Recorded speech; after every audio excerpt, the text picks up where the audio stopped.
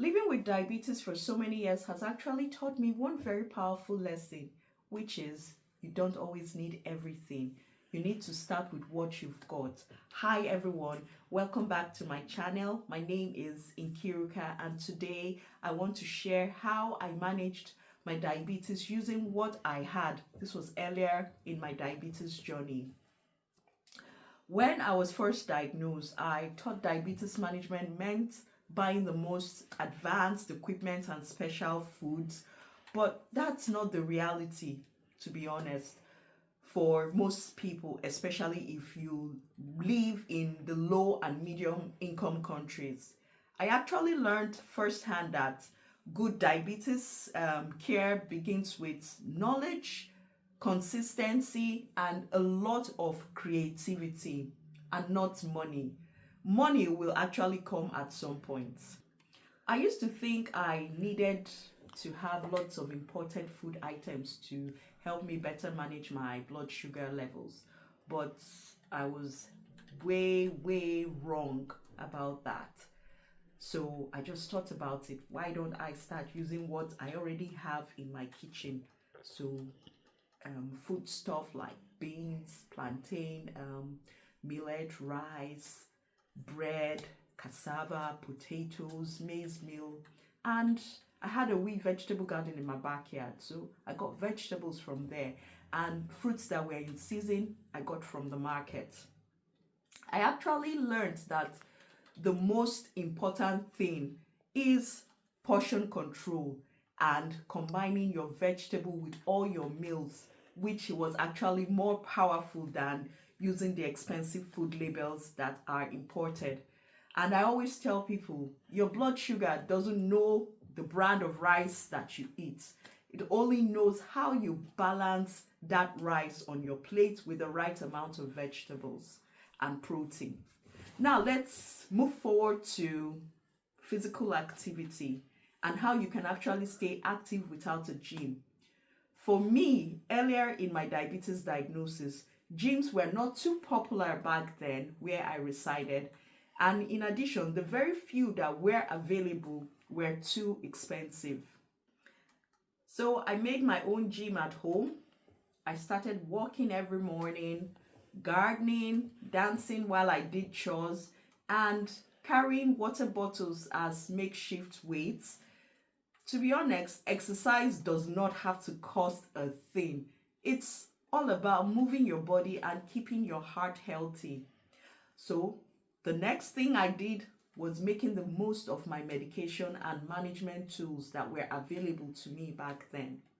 Earlier in my diagnosis, there were times I didn't have enough test strips for my glucose meter due to supply availability. So I actually learned to listen to my body, having a better understanding of when I was going high or low. I kept a simple notebook. I wrote down my meals against my blood sugar readings, my feelings, and ultimately how my body reacted to everything. This actually helped my care providers and myself as well understand my patterns even when I couldn't test so often. Another thing that actually changed my journey was having very supportive family and community. I actually started connecting with other persons living with diabetes who understood the daily struggles. It made me feel much in control of everything I did. We shared advice.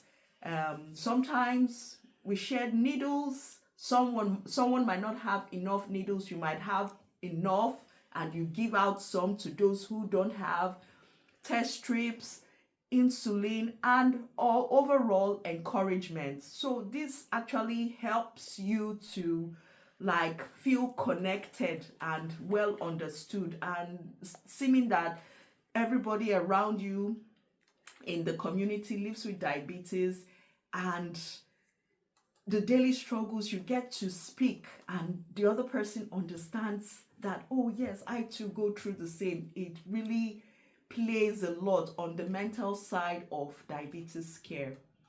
And this is how the diabetic concept diabetes community, which is TDC diabetes community, was actually birthed to remind myself and everyone living with diabetes that we are actually stronger together.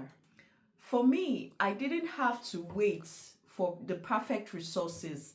I actually learned from every free diabetes resource from reputable global diabetes communities, webinars that were free, and all diabetic talks that I could find online, and during my clinic sessions where I always went about with my notepad filled with questions, and I just had to ask, why is this like this? Why is that like this? So this actually helped keep me quite empowered.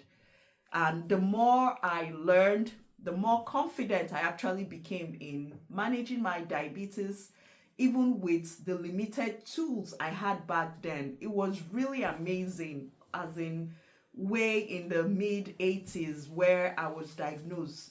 You can imagine how it was, but I was still able to manage my diabetes with those limited tools that were available to me. In conclusion, what I have actually learned is simple. Managing diabetes is not about perfection. It's actually about progress. So every small step matters, from choosing water over soda, having smaller portion meals and balanced meals, or taking your medications on time. Just start where you are, use what you have, and keep going, because good diabetes care actually starts with you. If my story has inspired you, please, I beg, do share this video. Let's spread the message that managing diabetes is actually possible no matter where you live or what you have at your disposal. Don't forget to subscribe for more lived experience stories and practical tips from TDC Diabetes Community, and I'll see you all in my next video. Bye.